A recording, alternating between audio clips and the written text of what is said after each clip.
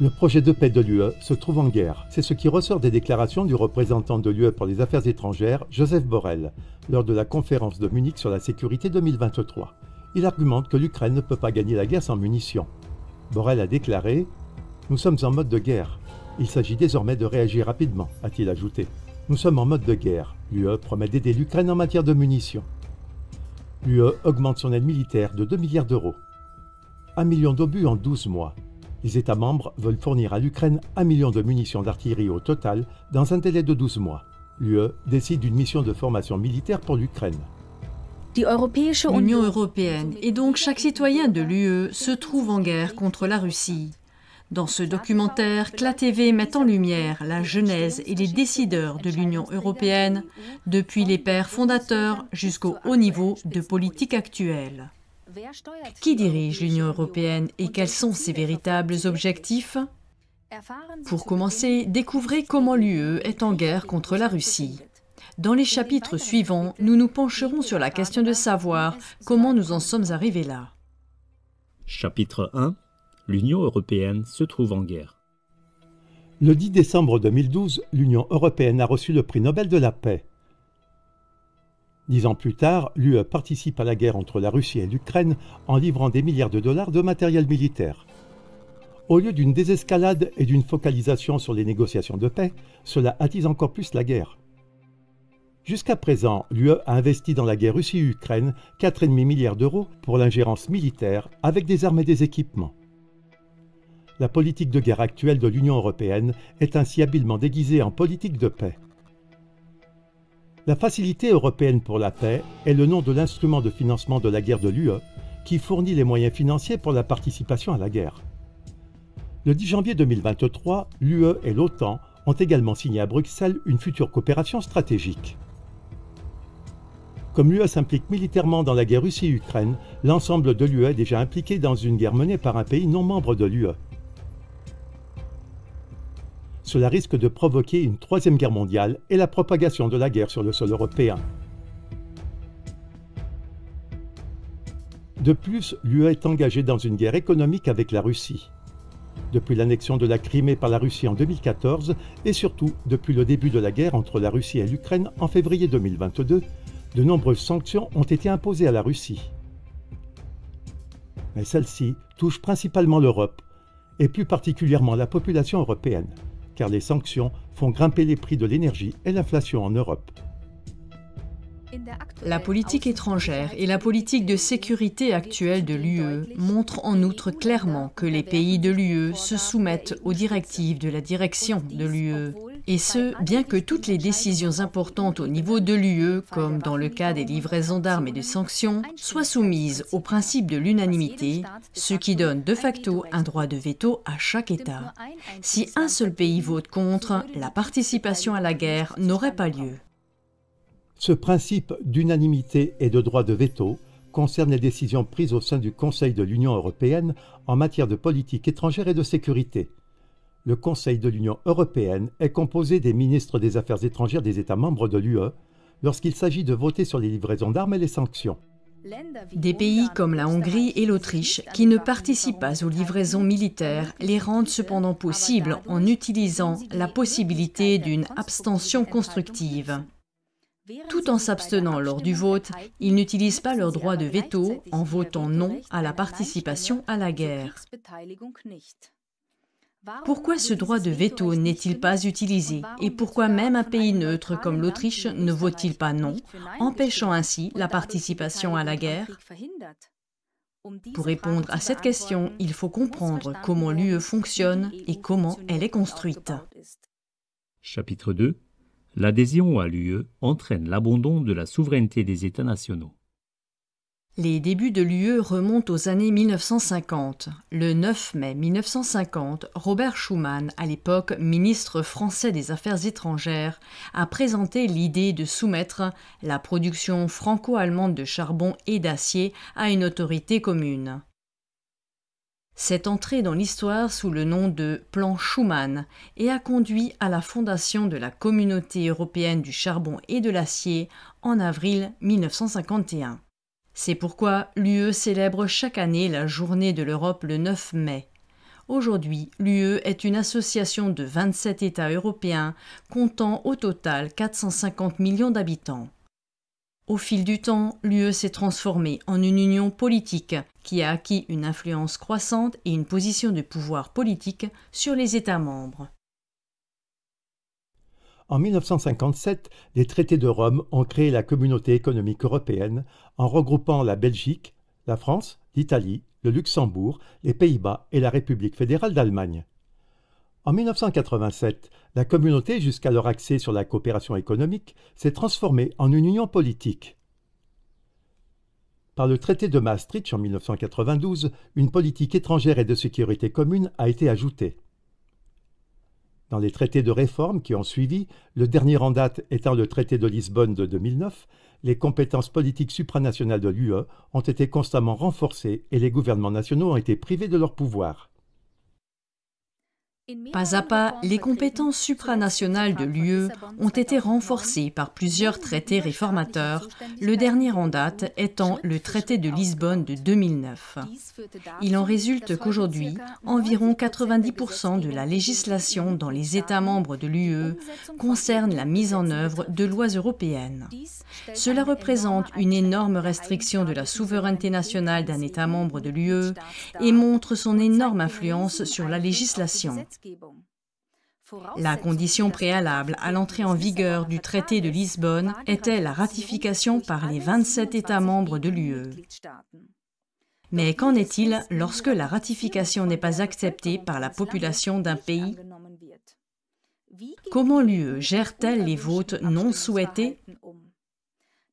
Après le rejet du traité de Lisbonne par la population irlandaise lors d'un référendum en 2008, un nouveau vote a été organisé sans plus attendre. Le peuple irlandais a finalement approuvé le traité lors d'un second référendum en 2009, bien qu'il n'ait pas fait l'unanimité. Dans ce contexte, il est également frappant de constater que le gouvernement de l'UE agit très durement contre ses propres pays membres lorsque ceux-ci adoptent des lois ou des réformes qui ne plaisent pas à la communauté européenne. En voici quelques exemples. 26 octobre 2022, l'UE menace la Pologne au sujet des milliards promis. 13 décembre 2022, l'UE retire 6,3 milliards d'euros à la Hongrie. 29 septembre 2022, la Commission européenne lance plusieurs procédures contre l'Allemagne. Le fait que la souveraineté de tous les États-nations doit être de plus en plus transférée à une instance supérieure, en l'occurrence à l'UE, n'est probablement pas un hasard. Une déclaration de Georges Berthoin, qui fut directeur de cabinet de Jean Monnet, l'un des pères fondateurs de l'UE, laisse deviner ce qui se cache derrière. Berthoin a déclaré dans une interview en 2010 : Ce qui a été réalisé en Europe sera un jour applicable au niveau d'un gouvernement mondial. C'est précisément le grand défi du XXIe siècle. Un exemple frappant est le discours que George Bush Senior a prononcé en 1990 devant l'Assemblée générale des Nations unies, alors qu'il était président en exercice des États-Unis d'Amérique. Il y déclara qu'il espérait la création d'un nouvel ordre mondial. Nous allons à présent citer nommément les tireurs de ficelles et les architectes de ce nouvel ordre mondial en rapport avec l'Union européenne. Chapitre 3. Les pères fondateurs de l'UE, leurs objectifs, leurs financiers et leurs commanditaires. Outre Robert Schuman, les hommes d'État, Richard Coudenhove-Kalergi, Jean Monnet, Paul-Henri Spaak, Walter Hallstein et Joseph Ratzinger comptent parmi les pères fondateurs les plus importants de l'UE. Richard Coudenhove-Kalergi, 1894-1972. Après la Première Guerre mondiale, plusieurs tentatives ont été faites pour réunir les nations européennes sous un seul État. L'une d'entre elles est l'Union pan-européenne, fondée en 1922 par l'Autrichien Richard Coudenhove-Kalergi. Le baron Louis Rothschild a soutenu le mouvement pan-européen et a mis Coudenhove-Kalergi en contact avec le banquier hambourgeois Max Warburg. Celui-ci fait un don de 60 000 marks or pour stimuler le mouvement. En 1946, le Premier ministre britannique et franc-maçon, Winston Churchill, a prononcé à Zurich un discours écrit par Coudenhove-Kalergi. Dans ce discours, il appelait à la création des États-Unis d'Europe. En 1948, un congrès du mouvement européen s'est finalement tenu à La Haye sous la présidence de Churchill, ce qui a conduit plus tard à la création du Conseil de l'Europe de Strasbourg. Coudenhove-Kalergi était lui-même franc-maçon et a fondé en 1947 la super-loge maçonnique Pan-Europe. La loge de recherche maçonnique Quatuor Coronati a admis sans embâche dans son annuaire 1995 sur le mouvement pan-européen que Coudenhove-Kalergi avait mis en place son organisation politique dans le monde entier à l'aide de la structure des loges de la franc-maçonnerie. Parmi les soutiens connus figuraient des francs-maçons comme Otto von Habsburg, Hjalmar Schacht, Ludwig Nathaniel Rothschild, Konrad Adenauer, Félix Warburg et Jean Monnet. Jean Monnet, 1888-1979, et Robert Schuman, 1886-1963. Le franc-maçon Jean Monnet a rédigé la déclaration historique par laquelle Robert Schuman, alors ministre français des Affaires étrangères, a présenté le 9 mai 1950 la création de la Communauté européenne du charbon et de l'acier. En 1958, Robert Schuman a été élu premier président du Parlement européen nouvellement créé à Strasbourg, qui a remplacé l'Assemblée commune de la Communauté européenne du charbon et de l'acier.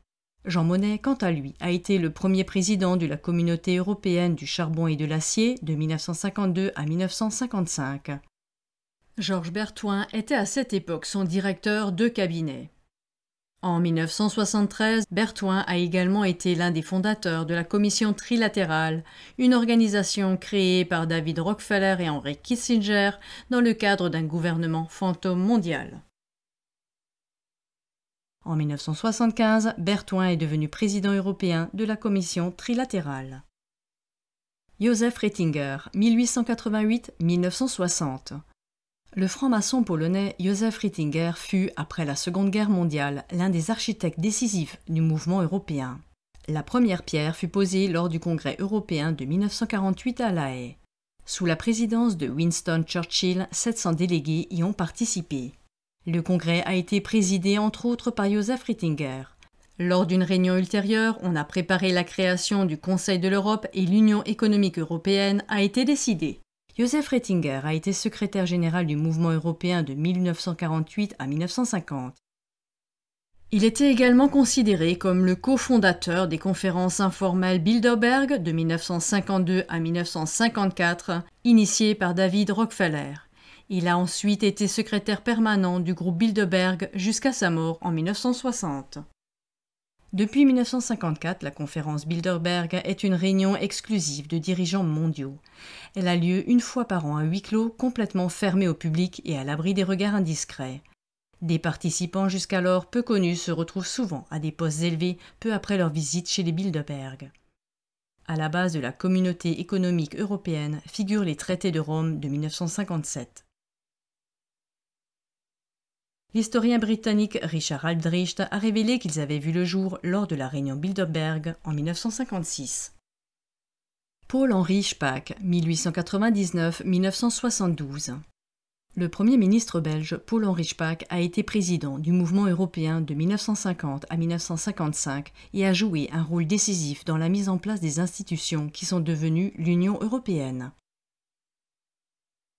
Spaak rencontrait régulièrement Jean Monnet, Robert Schuman, Walter Hallstein et Konrad Adenauer dans la maison privée de Jean Monnet pour discuter de la mise en œuvre et du lancement de l'Union européenne.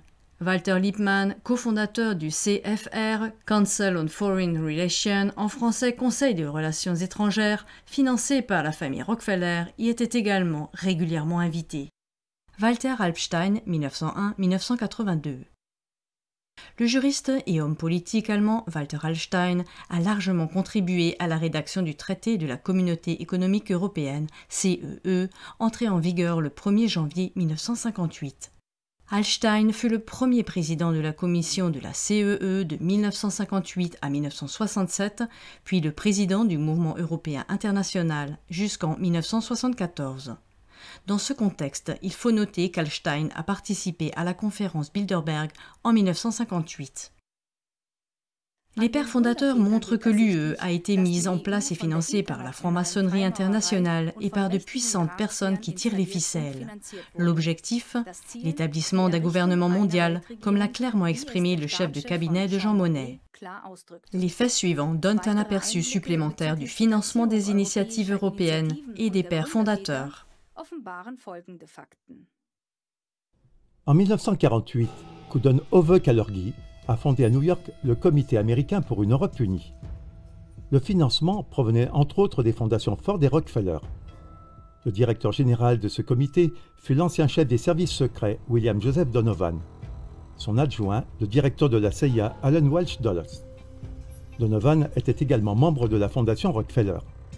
Alan Dulles a également siégé de 1927 à 1969 au conseil d'administration du CFR, financé par la famille Rockefeller, et était considéré comme l'un des francs-maçons les plus influents de son époque. Le Comité américain pour une Europe unie s'est révélé être un bailleur de fonds important du mouvement européen dans son ensemble, jusque dans les années 1960. Il a été utilisé comme un moyen discret d'acheminer des fonds de la CIA vers des organisations européennes, dont le Conseil de l'Europe et la Communauté européenne du charbon et de l'acier. Au milieu des années 1950, ce comité recevait environ $1 million par an de la CIA. Des documents gouvernementaux américains déclassifiés en 2000 ont également révélé que les dirigeants du mouvement européen, Joseph Ratzinger, Robert Schuman et Paul-Henri Spaak, recevaient également des fonds de la CIA. Jusqu'ici, la famille Rockefeller, et en particulier le descendant de la famille, David Rockefeller, se révèle être le puissant cerveau derrière les pères fondateurs et derrière le financement de l'UE. David Rockefeller, décédé en 2017, était un banquier américain qui, à partir de 1949, a fait partie du conseil d'administration, puis a été directeur du CFR, qui tire les ficelles comme une sorte de gouvernement de l'ombre en Amérique. C'est à partir du CFR que, sous la grande influence de David Rockefeller, la conférence Bilderberg et la commission trilatérale, entre autres, ont été stratégiquement préparées et lancées parallèlement à l'Union européenne. La naissance de l'UE a été essentiellement financée par Donovan et Dulles, ses hommes de confiance, avec l'aide de la CIA. L'Union européenne se révèle-t-elle aujourd'hui être le jouet de ces puissants acteurs et de leur relais? Qu'en est-il de la direction actuelle de l'UE? Chapitre 4. Les présidents de la Commission européenne depuis 1999. Il est à noter que les présidents de la Commission européenne ne sont pas directement élus par la population, mais nommés par le Conseil européen et ensuite élus par le Parlement européen. Romano Prodi, président de la Commission européenne de 1999 à 2004. Romano Prodi était jusqu'en 2019 membre du ECFR, c'est-à-dire du Conseil européen pour les relations étrangères.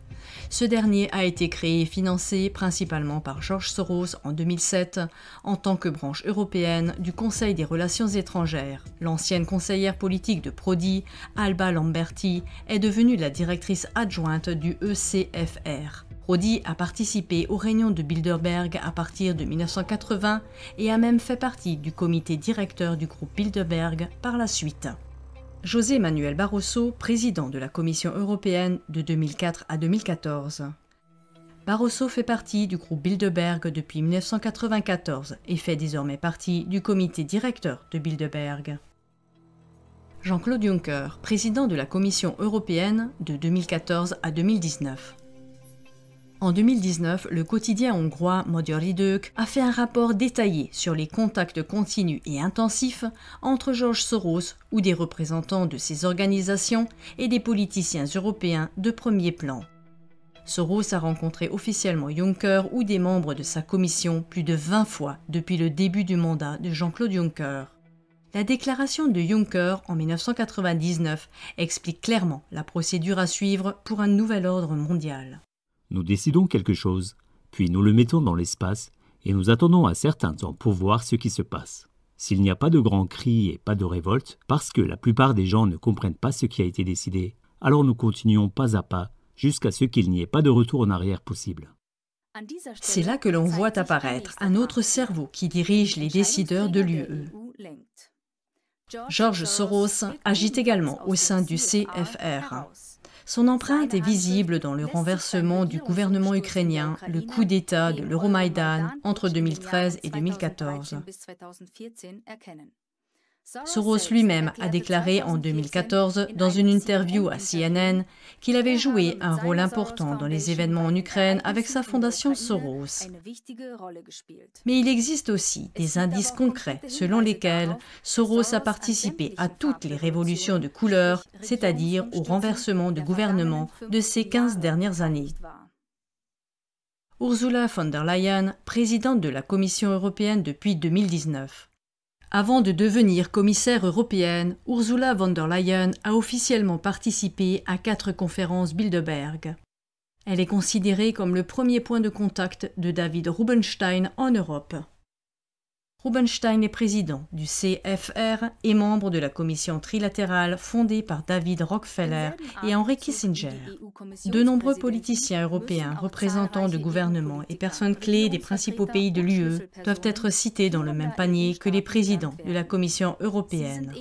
Ils sont également membres du groupe Bilderberg, du ECFR ou de la commission trilatérale. En voici quelques exemples. France. Le président de la République française, Emmanuel Macron, a participé à la conférence Bilderberg de 2014.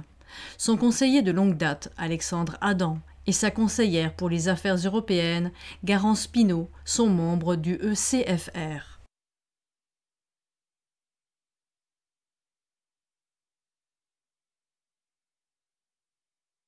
Italie. Mario Draghi a été le premier ministre italien jusqu'en octobre 2022.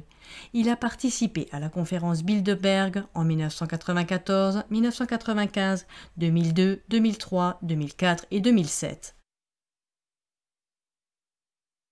Il est également membre du Group of 30, un club privé d'acteurs financiers de premier plan créé par la Fondation Rockefeller. Giorgia Meloni est la première ministre italienne depuis octobre 2022. En février 2021, elle a rejoint l'Institut Aspen, un think tank international dont le siège se trouve à Washington, D.C. Cet institut est financé entre autres par la famille Rockefeller.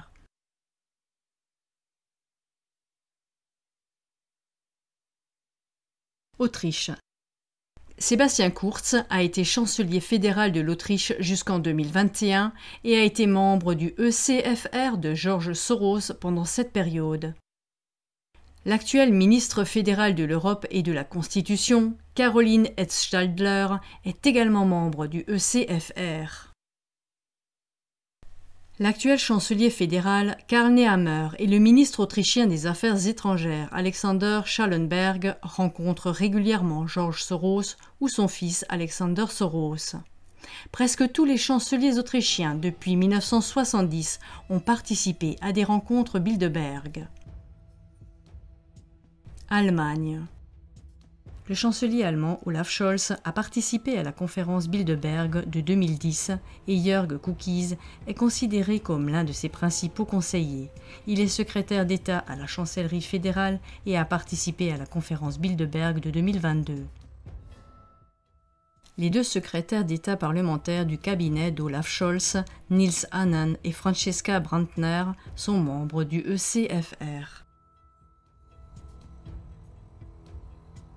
Ici aussi, on voit clairement comment les dirigeants actuels de l'UE sont mis en place à partir des Bilderberg, du CFR ou de sa branche européenne, ECFR. Il en résulte logiquement qu'ils sont également dirigés par ces organes et qu'ils mettent en œuvre leurs objectifs dans leur politique, notamment la création d'un gouvernement mondial unique. Et cela passe largement inaperçu auprès de la population. James Warburg, membre du CFR le 17 février 1950, « Nous aurons un gouvernement mondial, que vous le vouliez ou non, soit par soumission, soit par accord. » Depuis ses débuts, l'UE est financée et dirigée par de puissants tireurs de ficelles qui ont conspiré pour former un gouvernement mondial unique. Ceux-ci ont pas à pas zappé la souveraineté des pays de l'UE et imposé jusqu'ici l'agenda du gouvernement mondial unique contre la volonté de la population. L'UE s'est elle-même transformée en un centre de contrôle de ces stratèges mondiaux qui dictent à tous les États membres jusqu'à la législation nationale. Ce dont beaucoup ne sont pas encore vraiment conscients, c'est qu'à l'heure actuelle, l'ensemble de l'UE et donc chaque citoyen européen est en guerre contre la Russie. Comment une telle chose a-t-elle été possible sans que le grand public ne s'en rende compte ? David Rockefeller, le fondateur de la conférence Bilderberg, a déclaré en 1991. Nous sommes reconnaissants au Washington Post, au New York Times, au Time Magazine et à d'autres grandes publications dont les rédacteurs en chef ont participé à nos réunions dans le passé et ont respecté l'engagement de confidentialité pendant près de 40 ans. Il n'aurait jamais été possible pour nous d'élaborer un plan pour le monde si nous avions été sous les feux de la rampe pendant ces années. Mais le monde est sur une voie complexe et préparé vers un gouvernement mondial. En d'autres termes, Rockefeller est très reconnaissant envers les médias grand public, car ceux-ci ont caché les plans à l'opinion publique mondiale pendant des décennies et ont couvert les activités des stratèges mondiaux. Cela inclut également les médias dominants en Europe. Ce n'est que de cette manière qu'il a été possible, pendant des décennies, de mettre en place pas à pas un gouvernement mondial depuis l'arrière-plan, d'infiltrer les gouvernements des pays membres de l'UE et finalement de déguiser même la participation actuelle à la guerre en projet de paix. Mais il n'est pas trop tard. La population doit connaître et surveiller ces tireurs de ficelles et leurs alliés dans les États-nations, de même que leur plan de mise en œuvre d'un gouvernement mondial est surveillé. C'est le seul moyen pour que la population sans méfiance ne soit plus soumise à ce diktat, mais qu'elle ait le dessus sur ses cerveaux et leurs relais, ainsi que sur leurs projets. Diffusez s'il vous plaît cette émission au contenu explosif aussi largement que vous le pouvez.